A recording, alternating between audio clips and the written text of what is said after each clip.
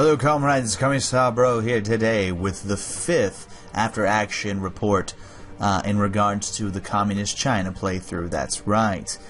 The after-action, as it were. Yes, all that good stuff. So, as you know, I've been enjoying the dog crap, and I just noticed this. I keep just noticing these pathetic little allied invasions after they occur. Like, I don't even care, like, cause they're so small and they keep cutting themselves off because they take like 1 or 2 ports and then they get easily cut off because they don't adequately defend the ports, and it's pretty much like sending these squads to suicide. Look at them, they've made quite a little invasion force all over the place. I'm so proud of them. Look at them, they're just so precious. Now we're going to murder them all in cold blood. Check this out, I have a fleet now that I've been building. It's getting there, yeah. We've got some destroyers, we've got some heavy cruisers, some battleships, and some carriers. That's right. Communist China is becoming modernized by 1966. Yes, it is. But anyway, you're here to hear about some interesting little battles, aren't you? Yes, you are. And to see what our progress is in the world. Well, I'm not one to keep you waiting, so let's go take a look. Starting with Africa. As you can see, through my efforts, we have managed to successfully unify Western and Northern Africa. There's still some resistance with the Allied troops being landed in North Africa, as we see here, but I'm sure that'll be dealt with eventually. Even then, I can just relocate my troops in the south and push them up there. We have taken many casualties. The attrition is painful, absolutely painful in this particular region of the world. As we can see here, my troops have very high attrition and so on and so forth. But we are slowly pushing the Allied troops completely out of Africa. We pretty much have everything above that line. As you can see here, if we take a look at the factions map mode, we can see that we own most of Africa. And eventually we'll push into South Africa and like the Congo region here and take all of it bit by inevitable bit. And eventually we'll even take Madagascar, but that might be a bit longer than otherwise. And looks like the Allies have landed some troops in the southeastern portion of Iran. That, again, is not a concern. They don't have much supply in the region, as we can see. You know, shit's bad when you've got 77% attrition in the area. So, like, this one division could probably go take care of that. Even then, the Iranians will probably be able to deal with it themselves. So, how are things in Europe? This is where the real fight has been. Well, as you can see, we have made major progress. I think last time, in the last video, we had about here, I think, following the mouse cursor roughly, was about in this region there. We have now almost completely occupied Germany. We have pushed into southern France. We have almost completely occupied Italy, and we have just dominated the Allies in the region. Like I said, France is starting to be attacked in the south. They have basically moved their troops to cover the southern border. Defeating Germany pretty much wiped out most of their divisions, which we'll go into here in a second. And yeah, I mean, things are looking great. We're even starting to push into Spain. And basically what we're going to do is we're going to take Spain, and then we're going to liberate our Portuguese ally, who's been under Allied occupation for quite a few years. I think about 5 or so now, maybe even longer than that. They've been occupied by Allied forces. So we're going to come in and we're going to deal with that particular little issue.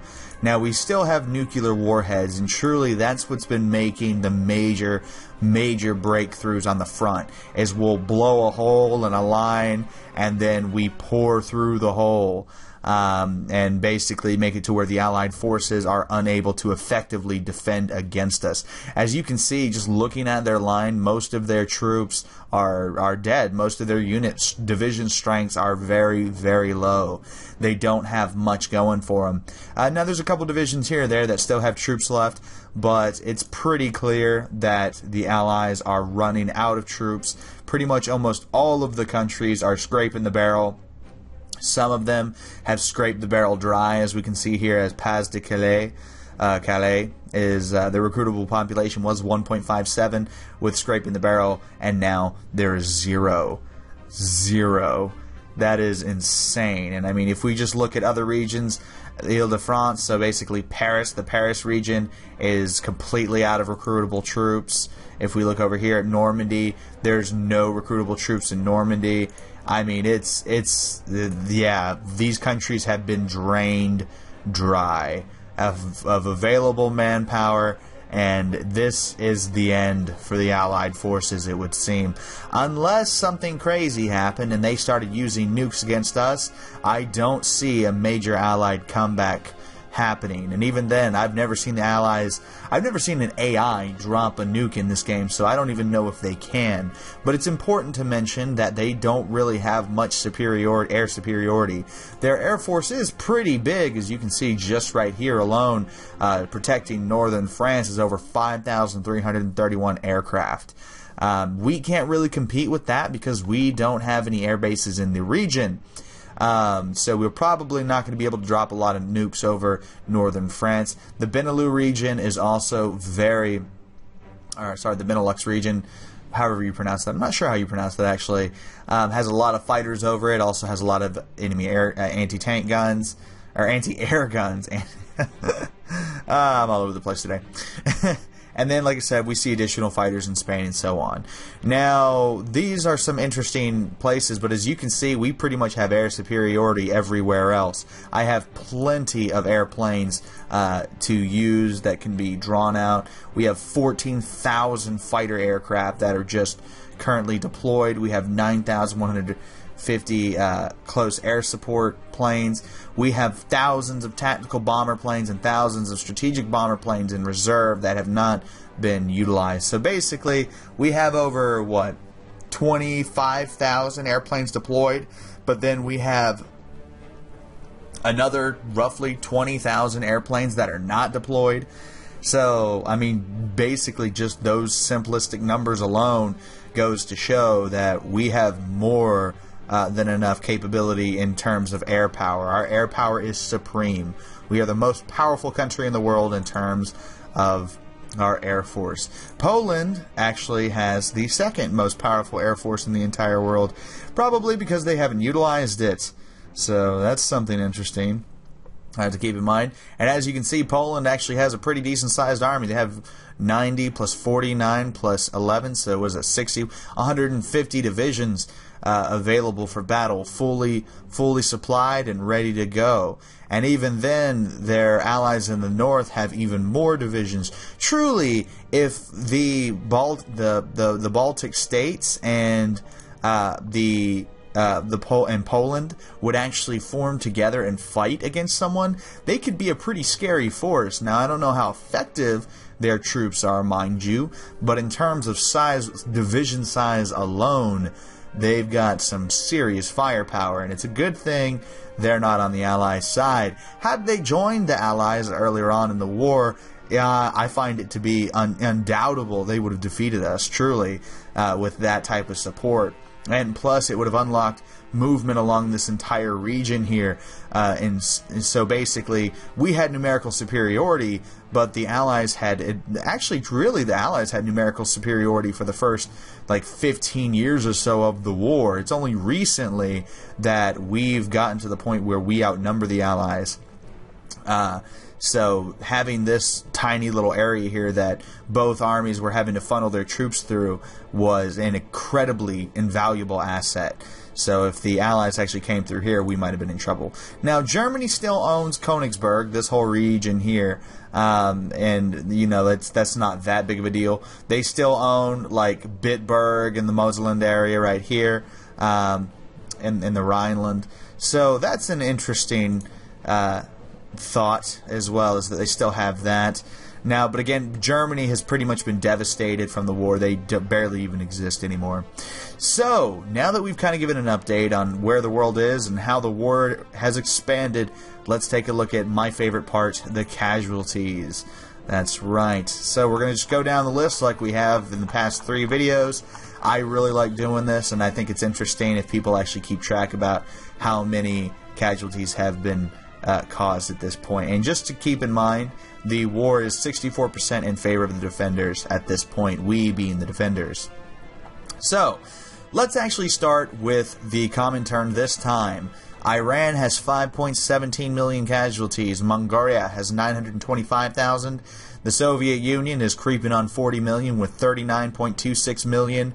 The People's Republic of China is at 24.47 million. The Arabian Assembly is at 175,000. The Democratic Republic of Afghanistan is 1.15 million. The Iraqi People's State is 680,000. Portugal is at 3.24 million.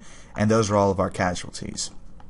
Now, the Allies have started to suffer greatly in the past 5 years. Truly, ever since nuclear warheads started getting prominent use by me, the Allies have started to really rack up the casualty counts. So anyway, let's take a look real quick. The Union of Britain has 6.91 million. The British Raj, 1.73 million. Romania, 1.07 million. The United States, 11.84 million. The Philippines, 646,000. Netherlands, 2.27 million. France, 12.02 million. France has really been hit hard lately.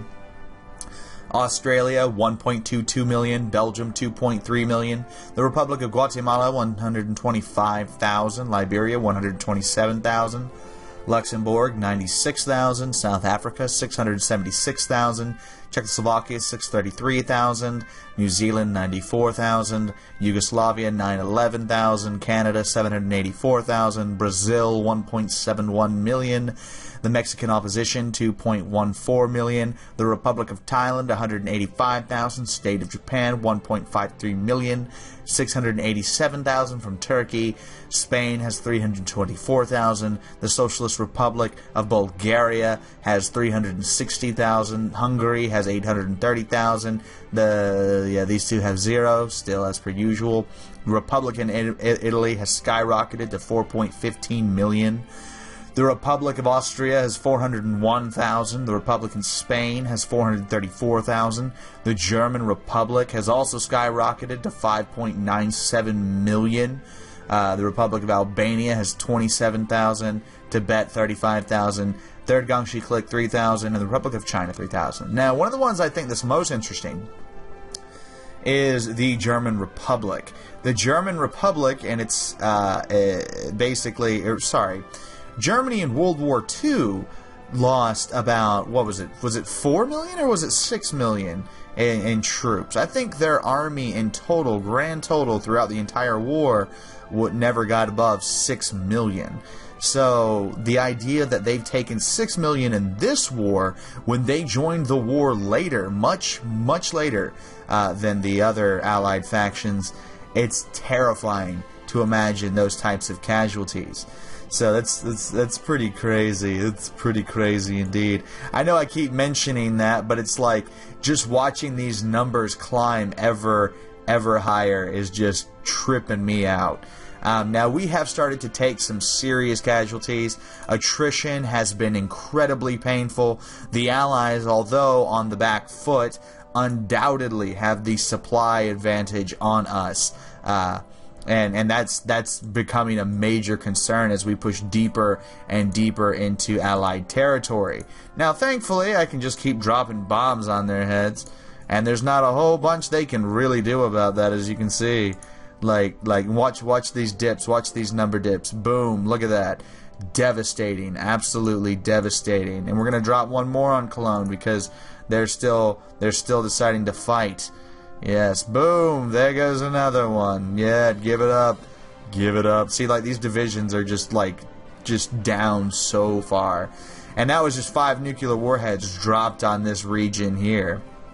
It's very, because we own air superiority in this region, it's very easy for us to just dominate the Allied forces from the skies in terms of, like, just dropping nukes on them. They can't stop us. They literally cannot stop our nukes from coming in and blowing the crap out of their stuff. And I produce nukes so quickly. It only says I have 6 nuclear reactors, but it's a lie. I've actually got probably about 12 or 15 or so. Needless to say, I'm building nukes at about 4 to 5% a day. just to give you an idea. So basically, what is that? 20 days? Every 20 days, I have a nuke, and we're using them. It's not like we just have them. We are using them. I have probably used over 100 nukes at this particular point in time. Maybe not 100, but well past 50 nukes have been dropped on the Allies. And I find it interesting that they don't hate me for it, and it doesn't generate world tension either. I find that incredibly interesting. But anyway, thanks for continuing to watch this particular playthrough, guys. I'm glad that you're all enjoying it as much as I'm enjoying playing it. This has been an incredibly interesting playthrough with terrifying casualty figures. And I think for me, that's really been the best part of the whole playthrough so far, is just the amount of soldiers who have given their lives to this absolutely disgusting conflict. And look at the Allies making some progress on my Indian frontier. I should probably do something about this. Probably. I'll get around to it. I'm not too overly concerned about it. Yeah, I mean, what are they gonna do? They haven't managed to stop me yet, right? And truly, these are just diversionary tactics to their overall fighting plan. So I'm really not too concerned about it. But anyway, this has been CB. Thanks so much for watching, guys, and I hope you tune in next time to see, more than likely, probably going to be the conclusion, I would imagine, with the speed at which we're starting to conquer all these countries and whatnot. It's going, baby. It's going real fast, and it's going hard. But anyway, this has been CB, and I'll see you next time.